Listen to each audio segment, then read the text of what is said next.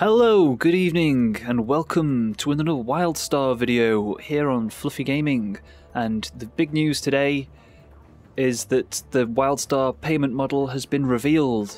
That's right, isn't it, Rob? Yeah, it's been revealed. Finally been fully revealed, and well, I'm a little bit underwhelmed, to be honest.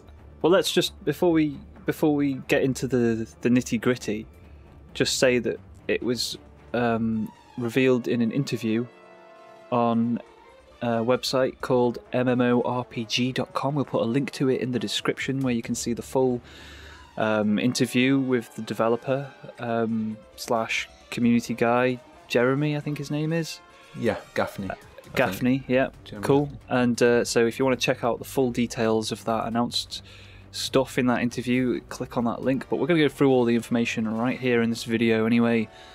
So yeah, let's just get into it. And of course, the big announcement slash reveal slash controversial, I guess you could say controversial in a way. Yeah, it's kind of controversial. Is that WildStar will not be free to play in any capacity, and it won't be just buy to play in the sense of just you buy the game once and then it's free. It will in fact be a sub-based model. Dangerous old ground to be treading on, maybe. Yeah, and quite surprising in some ways, but considering the stuff that had been said beforehand, you know, which is, the quote was something like, no one likes a sub-fee model, no one likes a free-to-play model or a microtransaction model, so we want to mix it up a bit. This isn't quite what I would call mixing it up a bit. No, this is pretty much going with a sub-model. Yeah. I mean, this is just a sub-model. A sub-model with which was the next point that we've got to get to, with an Eve-esque sort of Plex. If you've played Eve, you'll know that there's Plex in that game currency kind of a twist. And in WildStar, it's going to be called Cred, kind of like Judge Dredd, but Cred. Certificate of Research, Exploration, Destruction, and Development. Yeah, and so that's kind of like a thing that you can buy with in-game money and real money, which is basically game time, kind of like how it is with Plex in Eve. Yeah. So in theory, you'll be able to potentially, you'll be playing, if you're a hardcore Mother Hubbard, WildStar effectively for free. You could. But not really for free, because you're basically working in the game to then pay for the game. So it's kind of like double-edged sword in that sense. Yeah, you'd have to spend a lot of time guessing. I mean, in Eve, although it's not as bad once you get to a higher level, a higher skill level, because obviously you're earning more money, and so therefore it doesn't cost relatively as much, you know. Yeah, but it still requires, you know. But it still requires a lot. You know, you can't just go, I'm just gonna get money on tap to then buy Plex. I mean, I'm assuming, you know, unless you're part of a massive corp and you're high up in the corp, you know. But anyway, this is wandering off topic here a little bit. Back to WildStar, and so we've got some price information that we're going to relay with some currency conversion in this video, so that people can get a bit more of a firm grip on the cost that's going to be associated with the final product, because that was all kind of outlined in the interview. So we're going to go through a quick rundown, and I'm going to give you the prices as they were listed in dollars, and we've got some, you know, approximate current currency conversions in pounds and euros. So so starting off with the cost of the box. The WildStar box is going to cost $60, or $59.99 today. That extra cent, you see. Yeah, it just sounds always important. Which in pounds at the moment, that works out to it translates to £38.41, and in euros that's €45.03. So yeah, it's not a cheap game to buy, but when you buy that, you then do get like 30 days of playtime. Yeah. So it's a traditional WoW style. You buy the box, you get 30 days. Yeah, but you also get with it, according to the interview, 3 week-long passes to give to friends to sort of, entice your friends to come along for the ride. But it'd be the interesting thing that I kind of wonder about that point is, how limited will that free pass be? Because there's always. It'll be limited to the week, so it's only as long as you can actually. Well, yeah. You won't be able to like. Will it be feature limited in some sense? I don't think they'd need to feature limit it because it's only a week. I mean, you're not going to complete the game in a week. You're not going to get to end game content in a week. No. So we'll see. I don't think they'll need to really limit it. I think what they probably want to do is open it fully and give everyone a week of the whole thing so they can try out whatever they want and then get hooked. Yeah, and then start paying the sub fee. Yeah. So after that you get into the regular sub fees, and the way that it's kind of set up is you can pay for it monthly, or you can pay for it quarterly, half yearly, or annually. And obviously, the more you kind of buy in bulk up front, the cheaper it becomes. You make savings, because that's just the way things work in life. Unless your shop's being run by idiots. True. But anyway, so we'll go through the prices for each of those brackets. So a monthly sub fee for WildStar is going to be $14.99 a month, which is equal to £9.06 each month, and €11.25. So, I mean, very obviously, standard, isn't it? Our currency conversions are just accurate conversions as of now of those prices. I'm sure they'll be rounded up or down. It's not going to be like actually like don't come back to this video and go you lied about the price, because it's just because they didn't list the price in other currencies. We're just giving you a rough estimation. So moving on to the quarterly fee. So this is 3 months at a time, and that'll be yours for for each individual month that you pay for in a quarterly fashion, because this is how they listed it, how much a month boils down to. At that rate is, so it's $13.99, so that's, you're saving $1 there. And that comes to $41.97 a month, and the monthly fee in pounds then is $8.96, and that's €26.88 for the 3 months, and then in euros that's €10.05 for the single month, and €30.15 when you combine it all up to the 3 months in the quarterly payment model. And then you've got half yearly. So a half yearly month is equal to $12.99. That's $77.94 for half a year of WildStar. In pounds, that's £8.32, $49.92 for the 6 months. Yeah, for the 6 months in euros, it's €9.75 a month, €58.05 for the full 6 months. Annually, you're going to be paying $10.99 per month, which is equal to $131.88.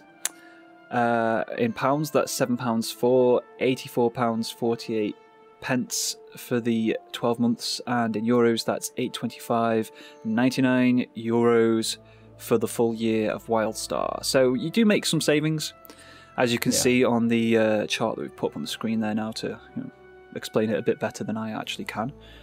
And it's nice that they've at least given, because in some cases people may just want to go, okay, I want to play this for a year, there you go, there's my money. Or also, considerably, you might have saved up, God knows how you would have done it, but you might have saved up enough Cred, I should say, to it's the same thing. To buy a year. Maybe you just suddenly own all the money in the game and you want to buy a year's subscription with it. Great, you can go ahead and do that for the annual fee. So it's nice that they've given people that option at least to pay however they want. Payment like interval wise, isn't it? Yeah, I mean it's a good idea. People options. I think that the Eve way is a really interesting idea to have in this, because Eve is very much a a trading based game, so it kind of fits in there. Oh yeah, and Eve totally. I mean, people say the thing about Eve is it's a spreadsheet in space. Yeah, and that's another interesting element to this announcement, which is that they were talking about something called the Commodities Exchange, which you'll be able to trade Cred, just as you can trade Plex in Eve. You'll be able to sell it for profit, and that's where basically people are going to be buying it if they've got the money to. And then selling it on and things like that. But the way that one of the things that they did stress in the interview is that you'll be selling it for slightly more than you buy it from the actual store to sort of keep things balanced. You know, so people can't undercut the actual WildStar official. Yeah, I mean that makes sense. Cred store, you know. Yeah. Because that could lead to all sorts of exploitation and stuff. So they're being very careful from the sounds of it to avoid things like that. And one of the things that this is kind of also going to have positive aspects to is the sense of there won't be. It's really going to kill any kind of gold selling kind of industry, because they kind of, in similar ways to how Guild Wars 2 has it, it kind of has its own gold selling industry that is kind of official. And yeah, it does. I mean, I can see that it's not the same deal as when people talk about buying gold from Chinese farmers or whatever, but it just kind of keeps things controlled, because they know that ultimately if people want to do it, they're going to do it. Yeah, they are. And it sounds like they're very conscious of avoiding any gold selling and stuff, but they're also very conscious of also avoiding a situation where, because of the ability to basically buy money in the game, because that's essentially what this is, they're going to be avoiding any pay to win result from that. It's going to be completely I'm pretty sure it's going to be completely anything you can buy with real money will be for your house and all that kind of stuff. So yeah, there won't be any buying of power through this. No. So that's the upshot of it. It's quite good in that sense, but I think there's probably going to be a little bit of backlash from this. I would say. I know some people already. We've spoken to people who were kind of tempted or interested. WildStar had kind of piqued their interest, and now that it's kind of come out that it's sub-fee, their instant reaction's been kind of like, well, I guess I won't be playing WildStar then, because I don't really want to go back to that. Well, it's the problem the problem people have now is that when, for example, World of Warcraft came out, this generation of who we are in gamers had a lot of time to game and things like that. We had a bit more disposable income in that sense, so paying that much money wasn't a problem.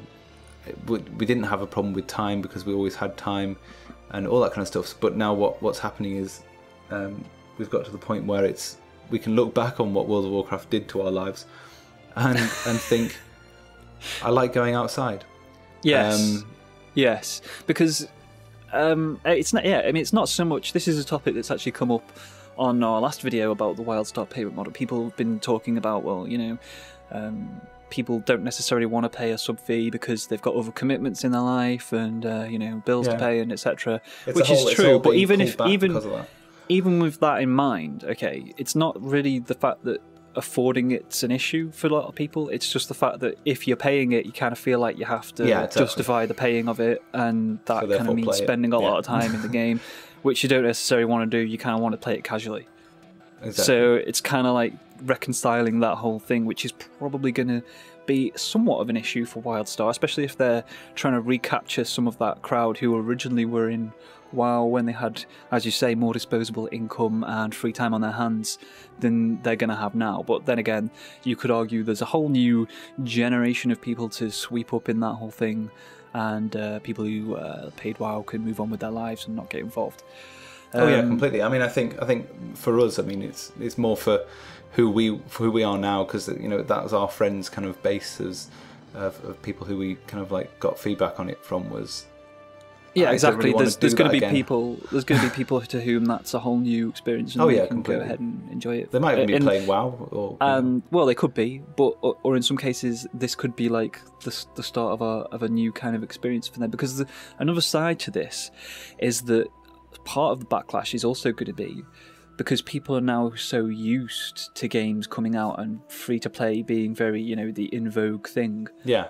Even if that's backed up by in-game stores, microtransactions, and in some cases quite sort of in-your-face advertising for deals and things like that, which gimmicky things don't necessarily have an issue with, and it's you can't avoid it, but it's there, so it's that's the other side of it, really. We're kind of used to free-to-play now.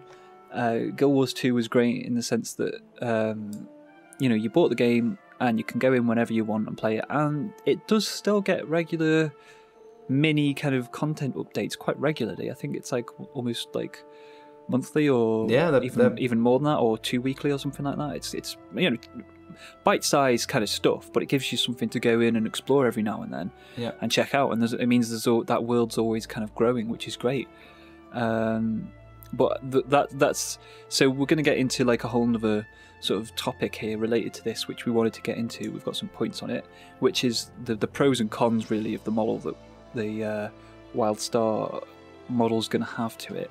And so I mean, one huge plus this is going to bring to the game is huge kind of content regularly, monthly is what they're talking about in the interview, isn't it? Yeah, it's great because obviously when you've got that amount of money going into the game, because although free to play and with the stores and the changing your gold into diamonds and all that kind of stuff that you can do in other games to purchase things with real money, it will never scale like a strong subscription base would. Unless, just to add, your game becomes like a massive esport. Yeah, unless it's like League of Legends. League of Legends, which is kind of how they wanted it to end up with Guild Wars 2, but it didn't, because the PvP failed, didn't take off. Yeah, unfortunately. But anyway, so yeah, they're going to be having basically more money to throw at content development for this, and they want to do like tons, apparently, from the sounds of it, like lots and regularly. And people talk about how long patch cycles are in WoW, but in WoW, I mean, they've streamlined it a lot, but they're ultimately dealing with a really old system, which I'm sure makes it harder to like streamline the development of content and stuff. It's an old system, and in the case of WildStar, now they've built the game obviously to make it very easy to kind of plug in new stuff, and for now, I mean, I'm sure WoW originally it was like that, but well, I mean, if you think about what they've actually done with WoW and the amount of work they've put into, like, for example, redoing the whole of the starting zones and areas and it's just old world. Adapting like an old rig, basically, isn't it, to try and keep it I mean, relevant. It's going to be like quite a convoluted system. It'll be a mammoth task, I would say, compared to a because new, more just how modern big system. the game is and stuff as well. The fact that computers are better these days, they don't have to. There's a bit more relaxedness to the optimization of everything. Because I mean, we're talking about the smallness of regular patches from Guild Wars 2, but it's still fairly significant, and they're doing that with not a lot of money. In the case of WildStar, they're going to have just more to play with, and it's going to be great. And plus they're looking to develop the end story, aren't they? They're looking to constantly be evolving the raid content, and to push that whole. The end game is going to be the game type thing. So instead of like Guild Wars 2, where they're like, well, there is no end game. Basically, it's we're not looking to do raiding. We're not looking to do any of that. You just play the game, and then you pick up the new content when it comes out. It doesn't. Yeah, so it's very different in that kind of philosophy, I suppose. Also, with this sub fee model that they've gone with, you know that you're not going to get any of the in-game ads or promotion for microtransactions, and there won't be any pay to win either. So it just kind of takes it out of that and brings it back to the core game experience, and not so much the get this great skin on this deal, kind of. Yeah, get a pair of aviators. Yeah. Although I quite enjoyed my pirate outfit. Yeah, but at least that fit into the actual aesthetic of the game. Yeah. I mean, there are some stuff which it gets a bit silly, doesn't it? And you think to yourself, well, that's great, but it kind of takes me out of the game experience a little bit. What are you doing? So yeah, it'll kind of be pure in that sense, and it'll be pure. And it won't. That just popped into my head then. Yeah, mine too. Yep. So they've said there won't be any microtransaction shop for now. Just the cred will be the only kind of in-game buying of stuff, really.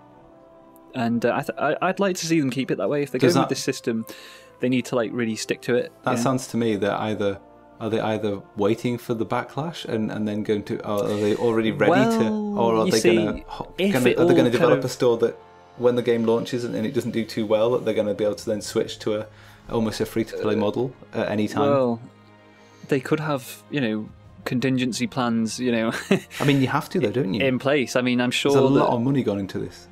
Yeah, exactly. They need to, if it's a total, everyone hates it, I'm sure they'll rethink their plan and maybe adjust it and add more kind of payment options like they originally said.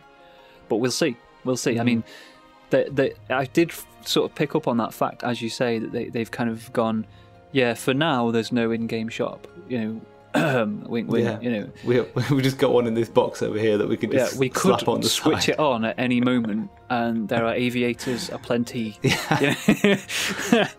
I hope that it doesn't happen, because if they're gonna go with this system, they should stick to it. But at the same time, it's good, that ultimately they want to please the community, and hopefully they've got plans to do that. Yeah, and the system's got to be, it's got to be viable. It's not going to be any good if there's 3 guys. Yeah. On a monthly it would be a disaster. It would be a disaster. I'm sure they won't have just 3 guys. No, I don't. But you know what I mean. You've got to get relatively speaking, if it was like a few thousand people, then they'd have to go back to the drawing board. Yeah, exactly. So yeah. I mean, those are really the pros of this, and there's a couple of kind of other sort of negative issues that kind of creeped across my mind as I sort of took this in, and we'll go over them now. So, I mean, first up is that, just as it is in EVE with Plex, the Cred is highly likely to be, extremely expensive, and therefore, unless you're spending, tons of time in game, earning money and doing stuff that gets you profits, you're basically going to be paying the sub fee. Yeah, I mean, you're going to have to literally sink your life into this game to be able to pay. Yeah, I mean, okay, you might not have to at higher levels when you're earning lots of money potentially from raids and things like that. However, it's still going to take a lot of what you've earned from that. It's going to take away from that, profit. Yeah, exactly. Considerably. And if you're raiding, you need to buy pots and repairs yeah, I mean, if you're earning serious money from raiding, then yeah, basically, your guild or whatever is going to come up with some way of everyone basically gets to play the game for free. But it's basically going to mean that if you're a casual player, you are paying the fee. There's no way a casual player is not going to be doing the sub fee. No, I mean, you might get away with it once a year, or if you kind of saved up some Plex. But yeah, basically that you won't avoid it unless you're seriously hardcore.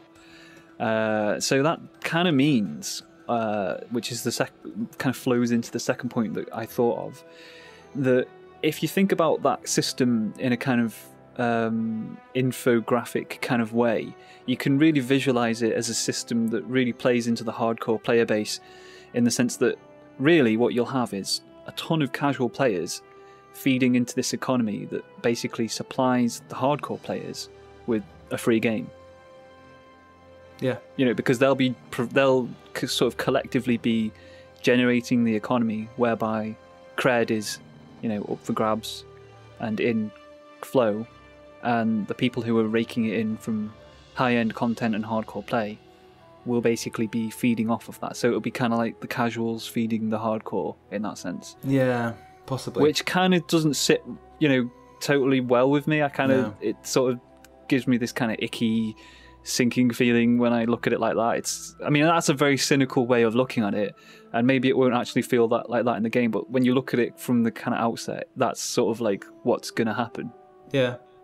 I mean, my con of it all really is that I was just expecting something a bit more interesting, a bit more flexible, and it's sort of, and basically what they've done is gone, well, look at Eve. Yeah. Let's just take Eve's idea. They did sort of hype it as something groundbreaking and new and flexible, and this is kind of just the Eve page. Yeah, this is just a standard model, and it's just Eve, pretty much. Yeah, which is kind of a problem, really. It isn't a problem, but in some sense, it has kind of, you know, a little bit shaken my faith in.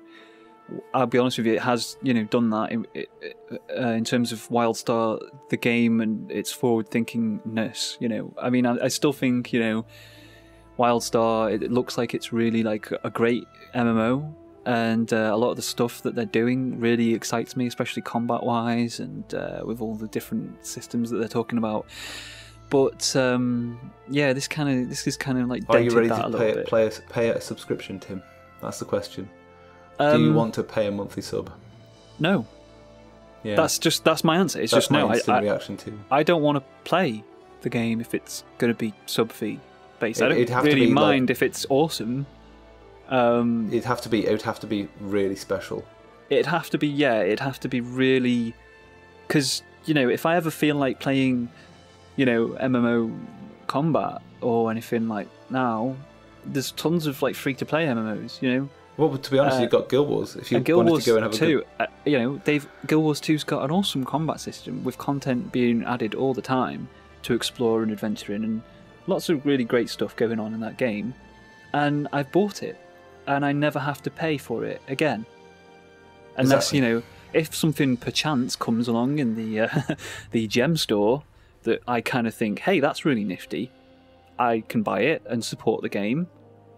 And that's it. I'm then done with that, you know. So that's kind of really puts that whole cynical look on the microtransaction store aspect in a different light. They've kind of, you can really see, thinking about it now, in the article on MMORPG.com, they've kind of painted that in a particular way to make it sound, you know, like a bad thing, almost, to sort of get people on side. Well, I don't know whether that was a conspiratorial kind of thing that they're trying to make it sound like this is for the best guys, you know. Well, what they're trying to do is they're obviously they've got to try and convince people. So I mean that's fair enough. But especially now that there's been so much free to play. Well, yeah, they've got to convince themselves as well that it's a good way to go. Because this is it. Then that's. But the thing is if you think to yourself, if they've got to convince themselves, then that means they're not convinced. Well, when someone is convinced, they then rally behind that, don't they? So yeah, but if they've got to get everyone else on side. Yeah, I don't know. So it's a problem. You know, they've got this huge game. They need to somehow subsidize it, and it's this. Just I can't see myself personally playing WildStar. No.